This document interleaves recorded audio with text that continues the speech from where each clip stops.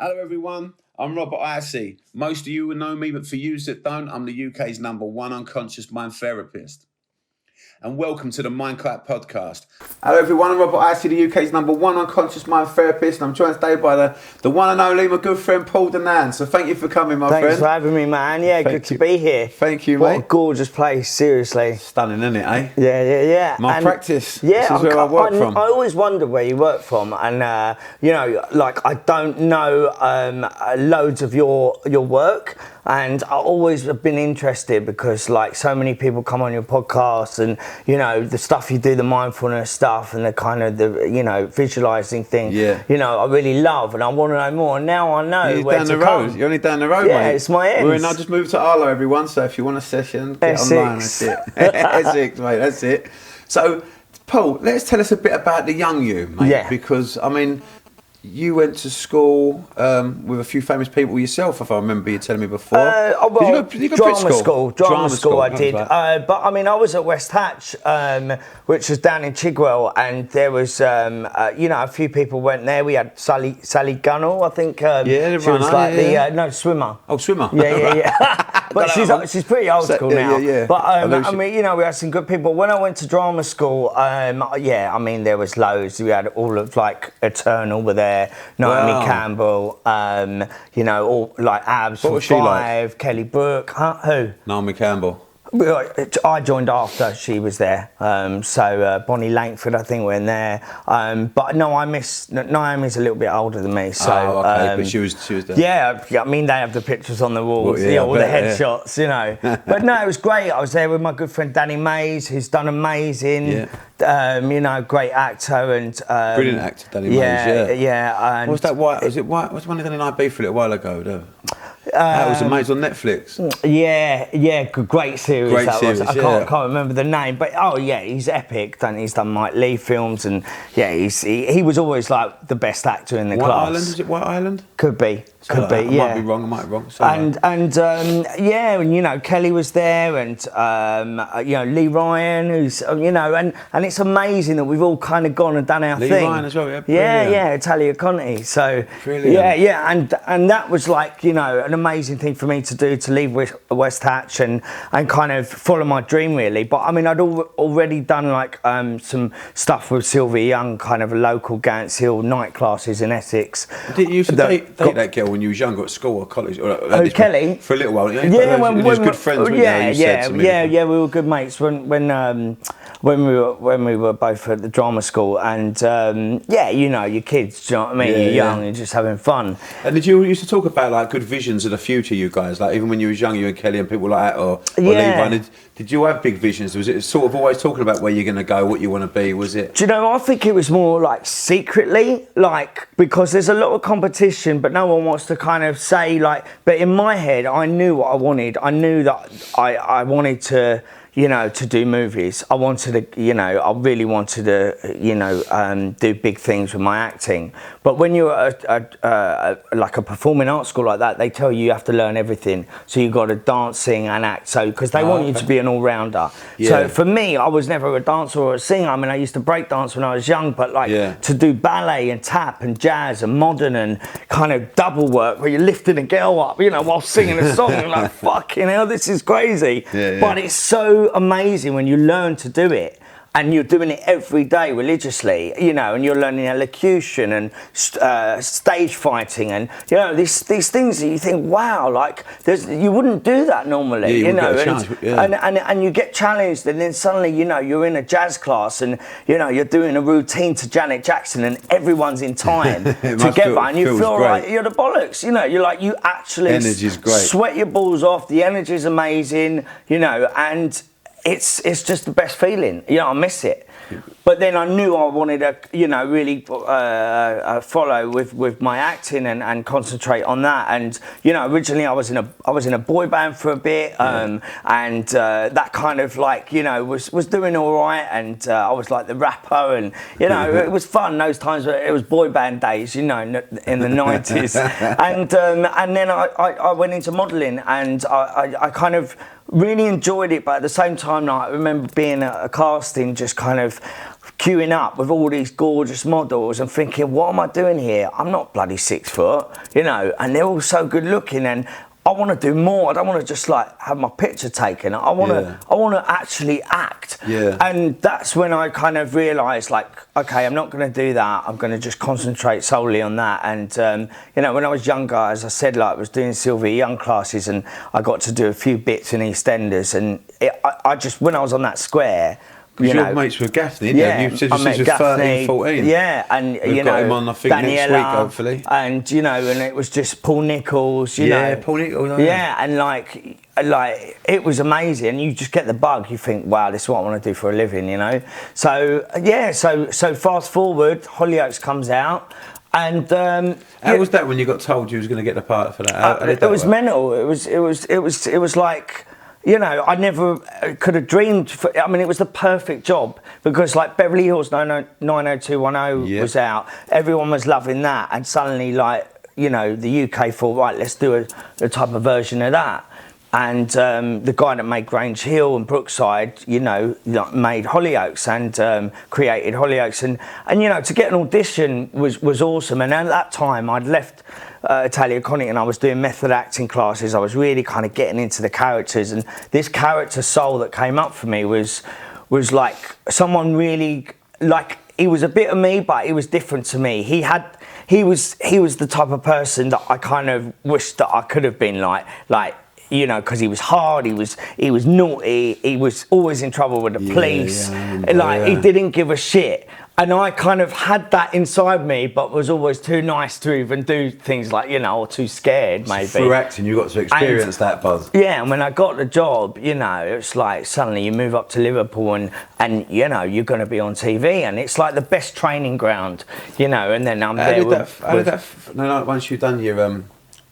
Once you got the part and people started to know you as Soul on the street, did any people call you Soul? Did people used to reach out to you as Soul? It took like, you know, after a few months, suddenly you got a couple of big storylines and everything, and you know, every weekend we'd come back from Liverpool to London, see my parents and stuff, and I'm at Euston Station, like, on a Sunday, going back up there and to Liverpool to get the train, and you know, like, the girls suddenly like, oh my God, and you because you forget, like, you don't, because it's never happened before ever. And for the first time, you're like, what? Have I got something? And it's like, oh yeah, you know, like, you realise, and it's nice when people are nice. It's nice when people are arseholes. It's not good, and that's what it comes with, and no one teaches you to handle that. No one helps you with that back then, and nowadays hopefully things are changing and we're actually kind of more... I was talking about this, like the reality stars in like Tower and things like that. These young girls want to go, and these young boys as well, they want to go to Tower. They like all the glam, they like all the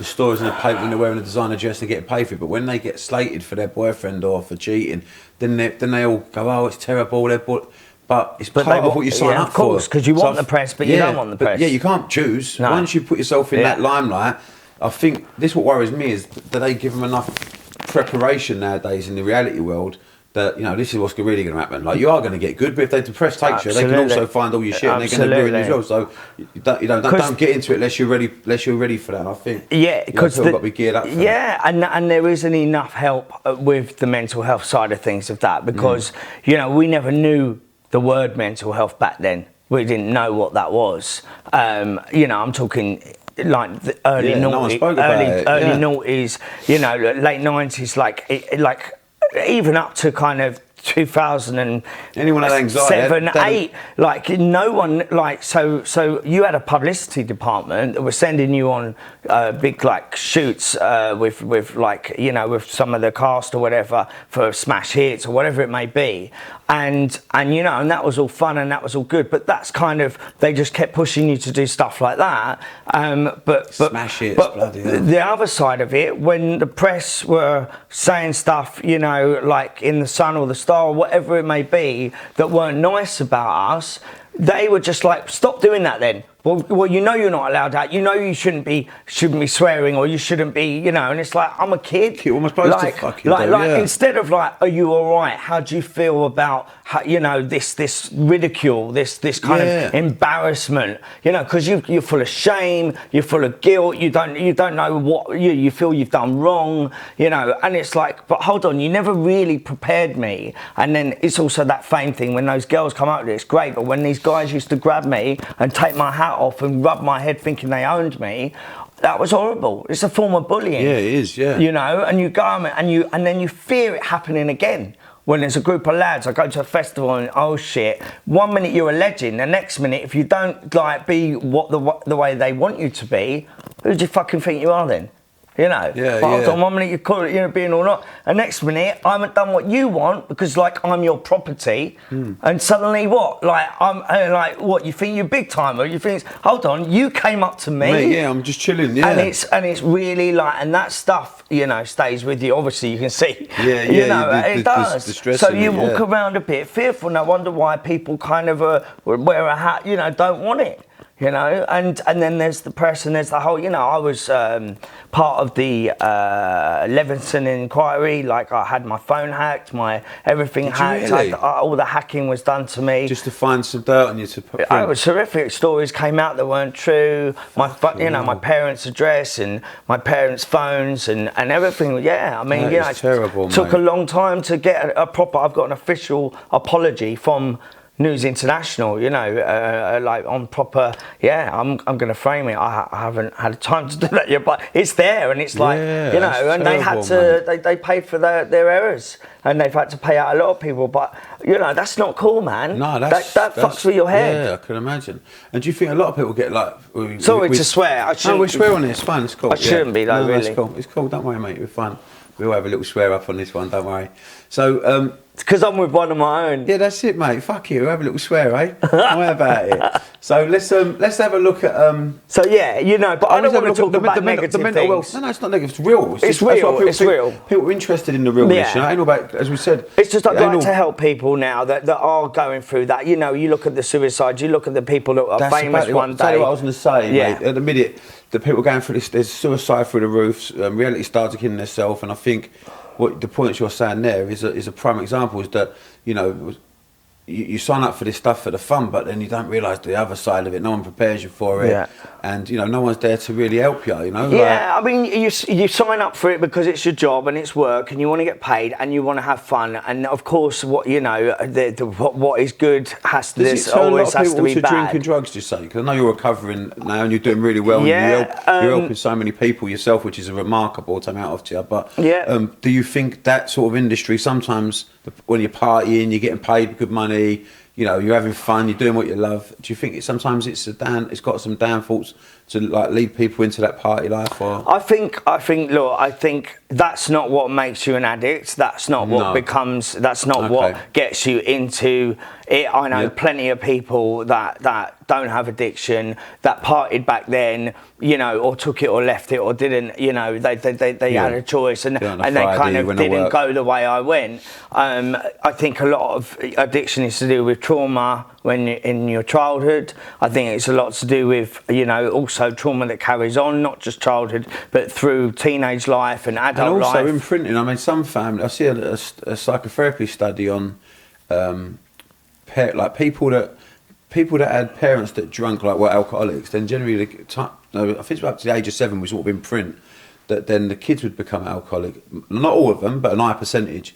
And then if the mum and dad would have a glass of red wine with a dinner, put the cork back on the bottle. Yeah. When them kids grew up, they'd have a glass of red wine with their dinner and put it. And it's just like an imprinted. Do you know what it's called? It's called tuning. So Gabor Mate does this whole thing, and he says there's not enough recognition of it or awareness around tuning. It's not genetic. Like if my mum is an addict, it doesn't mean that I'm an addict. Like people get it mixed up with the whole it's genetic because my grandparents, my parents, my brothers. That means I'm going to. What it is the environment, and you're tuned by your mum. Your mum when you're a baby, when you're younger, you see what they do and you follow. We learn in a state of hypnosis from 1 to the age of 7. That's what we do. As you said, like we learn to walk by watching. We learn to talk by listening. They are our teachers. Yeah, and so if we're tuned that way, you know, then pick up their habits. Absolutely. Same with spider phobia, isn't it? You know, like spider phobia. People go, I don't even know why I'm scared of spiders. My mum was, because when she was a little girl in a pram, the mum would go, and leave the kid in the pram, and then the kid started picking up on that little spider. My mum's scared of him, and she'd take the mum's fear because she's mirroring the emotion, and now she's scared of spiders. Don't even fucking know why. She won't stroke a fucking Rottweiler dog, ride an horse, but sees a spider that big and she starts screaming. Because the message it's being given is that's not safe, that's scary, and the body and the whole mind wants to keep us safe. It's an emotional language, isn't it? It's not an academic language. It's just an emotional language, and we do speak through feelings. Definitely, and you know, it's that whole thing of like, even in the womb, if the mum's arguing with the dad and the baby's not even been born, it's hearing that stuff. And it's getting the cortisol, the stress levels are going into the baby. You know that. So, like, I didn't know all of this stuff, and I'm really interested in it, and it makes sense. So when I talk about trauma, I don't mean abuse or this. Of course, that's trauma, but it doesn't have to be a huge thing. It can just be that your parents were arguing every day, or there was a lot of fighting, or there was a lot of shit that you saw is traumatic. A lot of my clients go, I feel really silly telling you this, Rob, but because I know people have been through a lot worse. I go, listen, babe, it doesn't matter what it is. I said, you know, it's how it affects you. I've had clients that have been raped and they're on drugs, they're alcoholics, or they cut themselves and things. Then I've had clients that have been raped and they got over it. They thought, you know, I can put it behind me. I can't focus on that. I've got to get on with life. So it isn't the event. It isn't the event that's, you know, it's how it affects the person. So it could be a little thing, could freak someone out and put them on, give them anxiety for years, and it could, like in the big scale of things, go, well, that ain't as bad as that. But we can't judge that. It's the way the emotion affects you when it hits you. Everyone is the different. Problem. And that's it. And it could be people shouldn't judge. It can be the smallest thing, and you know, and it's only now that we're really able to talk about it. So because a lot of pride and this kind of like, oh no, he's going to think less of me or whatever. But like the program I work, the 12 steps, is all about honesty and open-mindedness and being willing to be honest and not have that ego that tells me, you know, oh no, they're gonna think that I'm, you know, less than, or this and that. All they want is honesty. As long as you're honest, you know, then your conscience is clear. But there's always this kind of, oh no, I don't want to tell them that I fucked up, or I don't want to tell them that, you know, because that means. But you know what? It's like anything. No one wants to be lied to. You tell me the truth, I'll respect you more. You lie to me and keep it a secret. That secret grows, the guilt grows, the shame grows. And of course you're going to go and use on that. You want to numb those feelings. It's easier said than done. Yeah, of course it is. You know what I mean? Yeah. But do you think about, I see a documentary or something on TED Talks, and they were saying about people, what they do wrong with alcoholics and users is that they will punish them for it. They'll make them feel bad, and they keep telling them, you're terrible, you're no good, you're a scumbag, and all this. And that's going to turn them towards drink more than make them go, okay, then I better stop doing it then. Because then suddenly they're going to feel shame, resentment. And do you know, in Portugal, I think this is amazing. In Portugal, they actually, drugs ain't illegal in Portugal no more. You can't go to prison for it. So what happens is, the government said, if people get nicked for drugs, they said, instead of the money we waste putting them into prison, let's try to connect them. You know about this, it's amazing. And they try connecting them, and they actually use that money what they would have used in prison, and they go around to, like, if they're a mechanic, they're an addict, they'll help them go through rehab, and then they will go to a mechanic and go, listen, we've got a guy here, we'll pay you up, we'll give you half the wages, half your salary, and he's a qualified mechanic. So they go, you know, he was on the scheme, and he goes, lovely. So people giving them chances. They give them jobs and opportunities. Notice once they start making them connect back into society normally, they give it up. And that's why they got like the lowest crime rate now. And you know, mad. Britain needs to follow that, because all the people in prison, all they're doing is carrying on crime and everything. The Rat Park, I was going to get onto that because you mentioned the word connection. You know, and you know, I'm sure it's a well-known TED talk, but it blows my mind that you know the rat basically gets put with some water with some coke and on its own, and then some normal water, it just dies, and it goes towards the coke, all right? the time, But then it has the same cage with loads of World. kind of it's called Rat Park. Yeah, Rat Park. Yeah, so yeah. it's got like loads of like things, wheels and loads of spinning, birds for it to have a loads of bung up other with. rats, Yeah, loads of loads female of things rats. to do, loads Yeah. of fun, and then the Coke with the water, and then the normal water. And do you know what? It don't go near the No, Coke. it touches it very rarely. It might have a Hardly, not even. maybe, Just yeah. little slim. No, Yeah. I prefer the water. Yeah. And the birds and the cheese. Yeah, so they didn't give it away because they tested it on rats. and that's connection. And that's what it's about. That's it. And they were saying, because I think when the first study was done, as you said, it was just water and the Coke and the alcohol. That the rat always went to because the scientist said, well, look at the environment he's in. Yeah, it's nothing isolated. there. Why is he going to want to fucking? Yeah, it needed something. But what you just said there is good. Isolate. At the moment, how many people are sitting indoors sniffing gear, getting on it's gone crazy. There's a lot of people going the other crazy, way as well. yeah. I mean, I've been doing a documentary called Coping with COVID, filming in a minute, and so many people have gone the really? Yeah, and so many people are going like on the healthy side. Like it's really mad that a lot of people have gone. It's done me a lot. Like there's always a bad side. Yeah.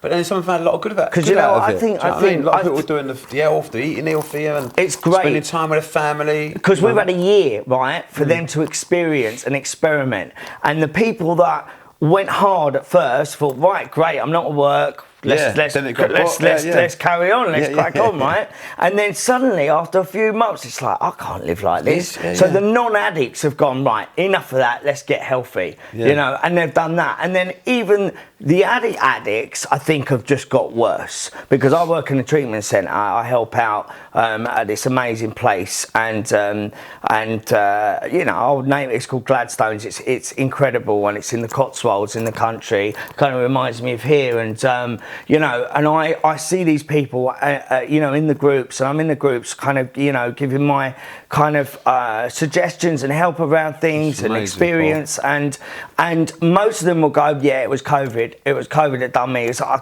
was doing all right, and then COVID, and I get that. I know it's not easy. You know, it wasn't easy, but what happened was they just got worse. Because once they're so far in it, the health thing is like a distant dream. You know, whereas with the kind of, we call them the normal people, whatever, who's normal? I get what you mean, you know, like we'll do it for a bit.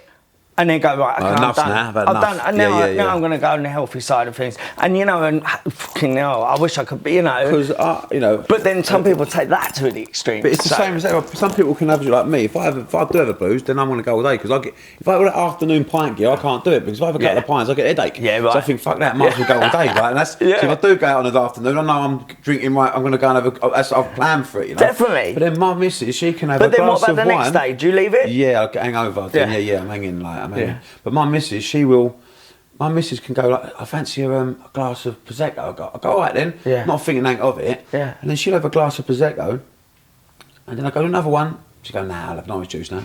I go, I've had a beer now. Amazing. Like, I don't have a headache now. Yeah. So then I envy people like that. She's always been like, so 2 glasses of wine, put it down. Yeah. And it's nice, but there are 2 types of people. You're either that addictive way and you're not. I mean, I know I can't have one. If I do have a drink, I don't drink that much. I did at the beginning of lockdown, the first lockdown, doing my lives, drink nearly every night. Like you said, I was enjoying it, getting the red wine. But look, you said before we did this interview, how amazing do you feel? How have you noticed that everyone that does well doesn't drink or do drugs? I have a tiny drink. I got a couple of drinks the weekend, a couple of like 4 glasses of vodka and slimline. That was it. Yeah. And I didn't miss it. And when I've had my head goes, I think I don't even want it.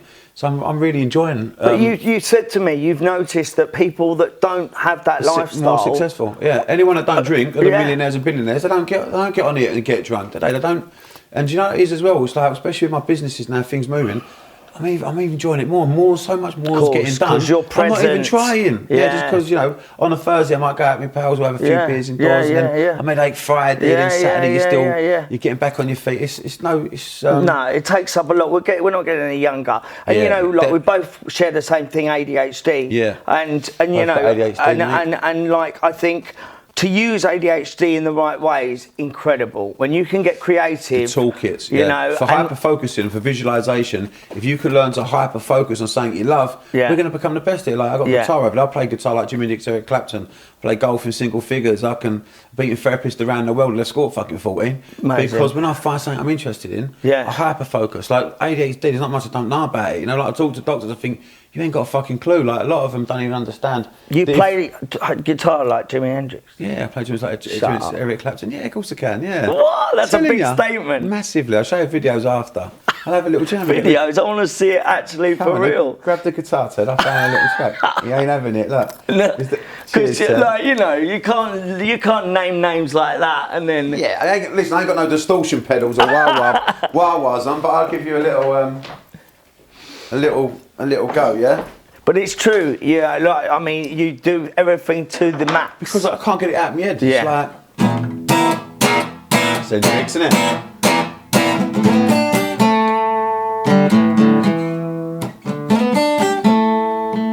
He has the old fuzz box on, alright, doesn't he?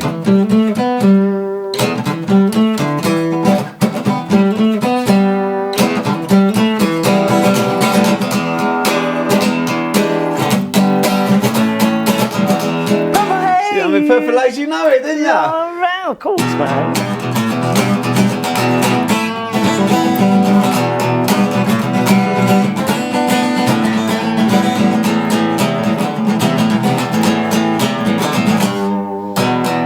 So you want a bit of guitar, a bit of lead? Amazing, man.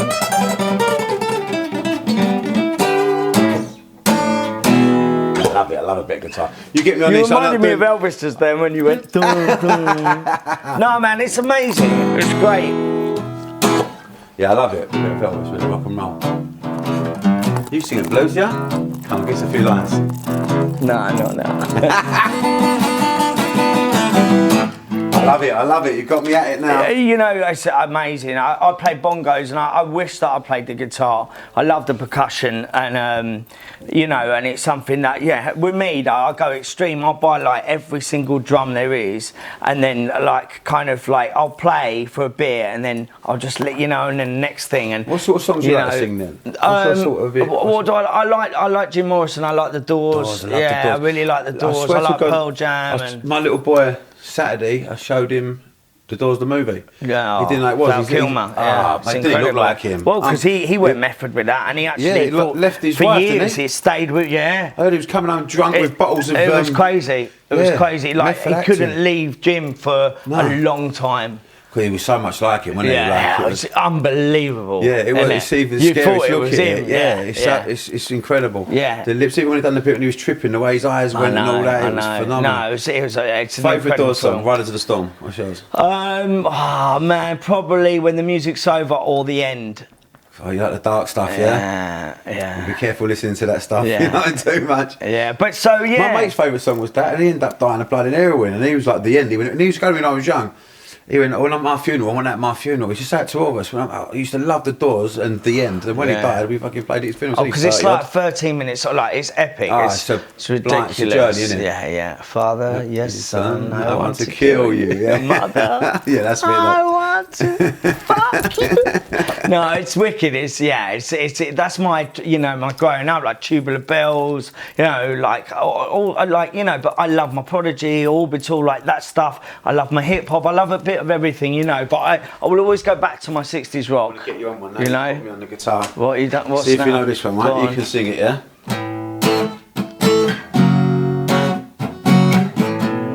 You got it? Give it a go, I don't know the brother. words. You know that it would be untrue is the first one. Oh, right. Okay. He's trying to make me sing. Come on, son. You know that it would be untrue. You know that I would be a liar if I was to say to you, yeah, we couldn't get much higher. Come on, baby, light my fire.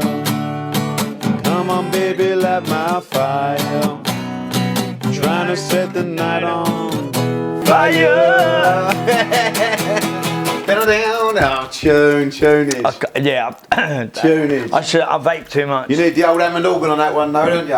Yeah. Rayman Zeric. Oh, I've seen them. I saw the 20. Yeah, I saw the Doors without Jim, but it was Ian Astbury. Yeah, from the Colts. Yeah. I've seen them twice. Wow. Called the 20th Century Doors, and they were or 20. it was 20th century, or 21st century doors.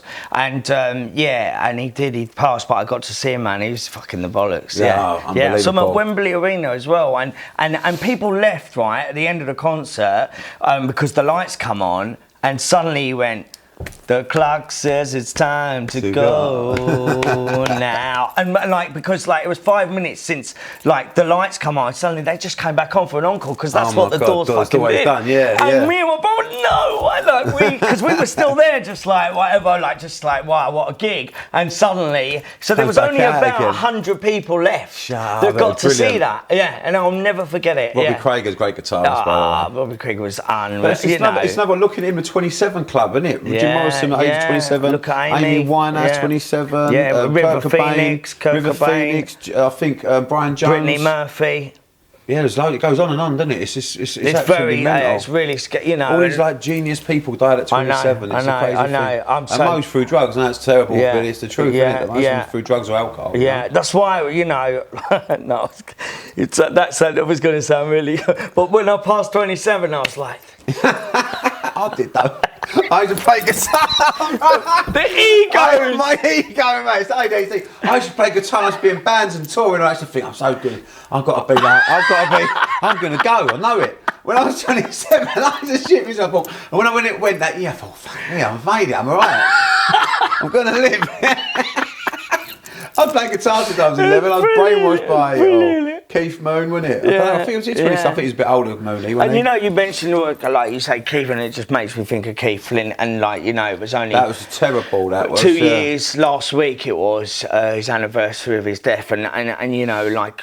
It just is mind-blowing because the thing is, you think to yourself, and I know for a fact, like, it was the most unaware thing, like, no one would have known. But I'm not saying where was the signs or where was the help, but with like big bands and big stars and big kind of and reality stars and any stars, it's like that stuff happens, and especially with suicide, I think you've got to be like in a space where no one would even know. If you're like fucked up every day, people are going to be more concerned. But with him, he wasn't. It was genuinely like probably a decision made before, but wanted everyone to be cool. Because I think when you do something that drastic, you've got to be kind of in your right mind, as much as you're not in your right mind. But you've got to be strong enough to do something like that. And that's what's heartbreaking. Like Caroline's thing actually recently,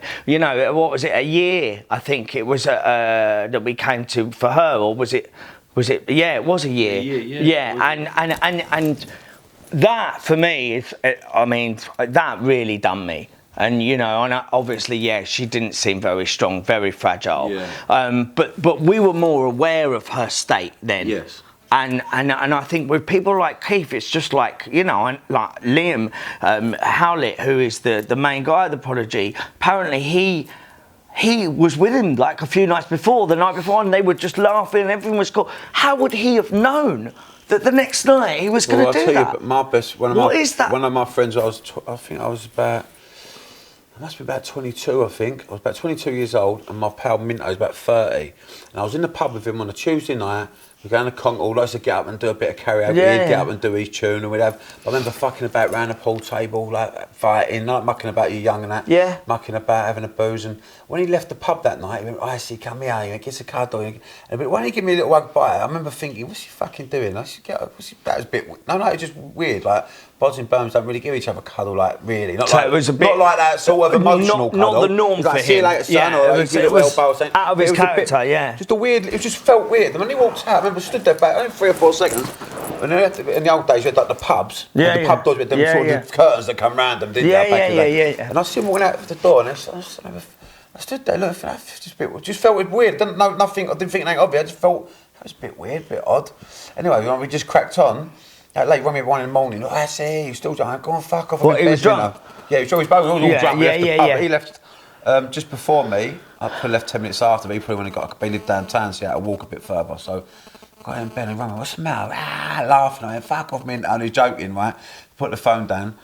Mate, good as gold. Had a wicked night, but he had planned. He had a £2,000 loan that morning, spunked the lot in the day. No way. And no one knew. But that was his send-off to himself. And it was Valentine's Day. He waited till early hours of the morning, because Valentine's Day, we reckon it was because his ex-girlfriend 2 years ago, he'd come home and she cleaned the house out, and I think it was like So there you go. It's a similar thing to keep. His bird left him. There you go. It's always relationship, man. And what they said when someone means it, they do it on a day for someone to remember. Wow. Do you know what I mean? If they really mean it, they pick Christmas Day, Boxing Day, saying the day they first met. Did he leave a note? No, just done himself. He just but the worst thing is, I got a phone call from mate Olsen, and Minto's the bod. If he went out all night, he'd go, if you can't go out and go to work, don't go out. Go fucking home, don't go out. Because he'd go out till 5 or 6 in the morning, go straight to work. Yeah. And then work all day, then come home and go to sleep, right? He had like this old school mentality, And so when he went at work next day, I got about 10 o'clock. I was supposed to go to work, then I didn't, I was hanging. And I remember mate Olsey rang me and went, well, what's that? Well, I see, you heard from Minto? I said, no, he said, well, what's mate? He rang me about 1 in the morning, he went, no, he texted me some weird texts, like, what, through the night? No, about Olsey saying, don't worry. He texted him something. Olsey was a kid.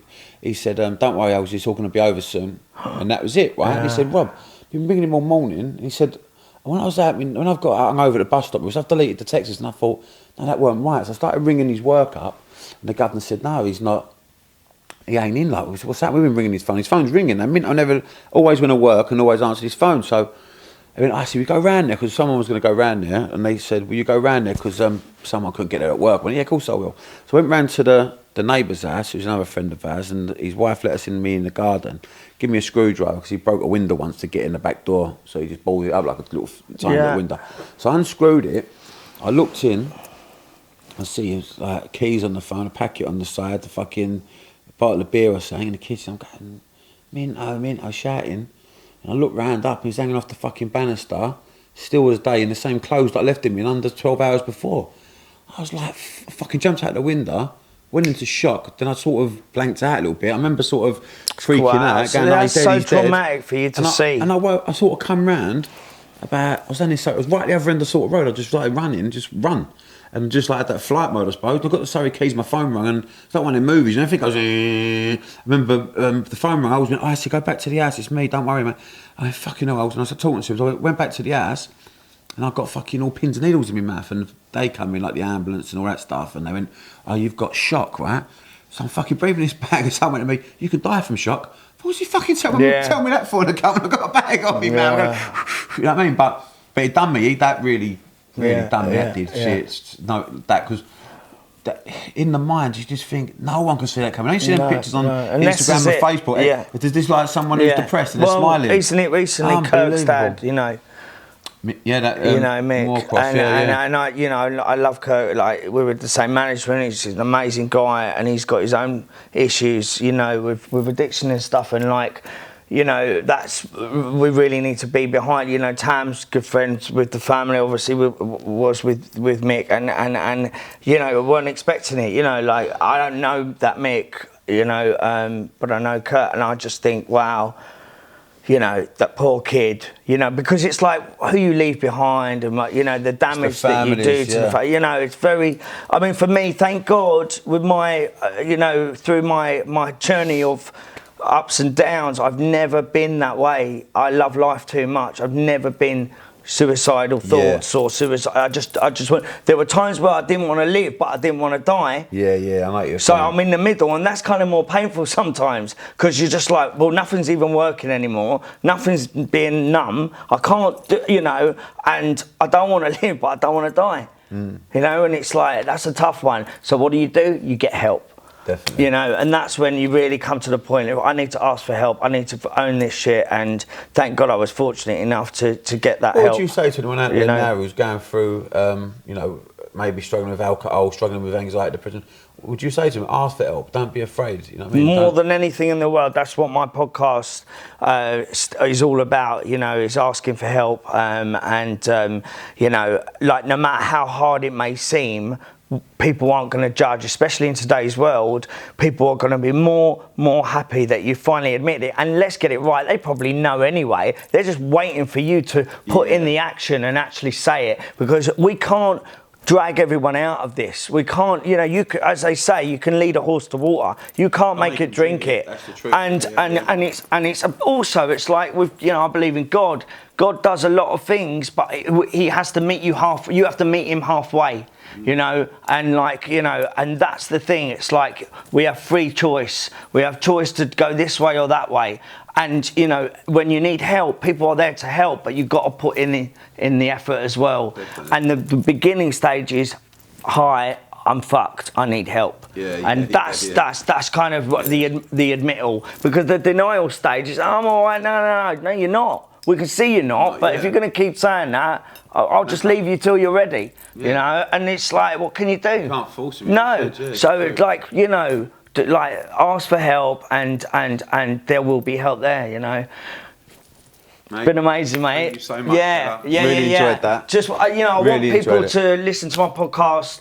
Paul Danan, The Morning After. I'm doing a big thing called The Morning After Theatre Company in Bristol at the moment for people with mental health and addiction problems, and where they can join a theatre company, actually use their creativity.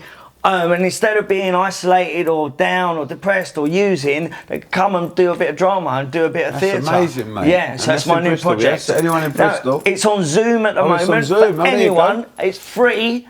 And then in a few months' time, we're going to do it face to face in a theatre, and it will be in Bristol. So, but then we're going to open up and we're going to take it to rehabs, prisons. We're going to, take it everywhere. And some of the shows that we're going to do, the plays that we're going to do it on at the Recovery Festival and stuff like that. And I think it's really good. I did it with the Amy Winehouse Foundation, where using drama to kind of to help with addiction problems is a really good thing to use, like art therapy. You're moving your emotions, aren't you? You're practicing emotional intelligence, and it allows you to give that sort of little and chance. you're using to your jump imagination, through. And you're that's amazing. you're not just on the computer all the time or checking your fucking social. This is using the mind, using the creativity that God gives us, Right, everyone, thank you very much for joining us on the MindKite podcast, and thank you, Paul, thank you very much, son, for coming and joining us. And anyone interested in helping themselves with addiction, please visit the Morning After Theatre Company online, and Paul's podcast is amazing. The Morning After, Paul Danan, The Morning After podcast. Yeah, and you can get all the details at Paul Danan on Insta or Twitter or at Paulie Danan. It's all good, And give him a follow, and we look forward to seeing you next week on the MindKite podcast. Thank you, Paul, my bro. Thank you, mate. Thank you. See you soon.